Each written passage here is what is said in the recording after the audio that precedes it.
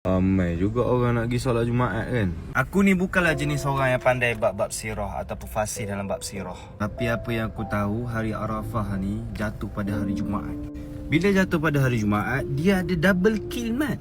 Satu, kita dah dapat dah keberkatan di hari Jumaat tu. Yang kedua pula, kita dapat keberkatan daripada hari Arafah tu. Dan tajuk khutbah hari ni adalah falsafah Arafah. Apa yang aku dapat daripada khutbah tadi, hari Arafah ni seeloknya kita berpuasa. Dan kalau kita berpuasa ataupun kita beribadat sepanjang hari Arafah ni, dosa kita tahun lepas, tahun ni dan tahun yang akan datang, Allah akan ampunkan. Tapi aku ni bukan orang alim. Kalau ada salah, tolong tegur aku.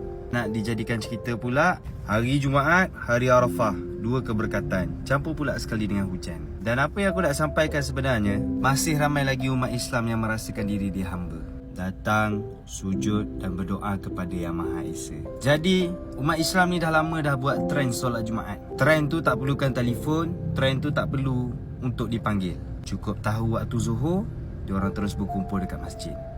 Itu trend umat Islam. Trend yang di mana sampai waktu kita solat.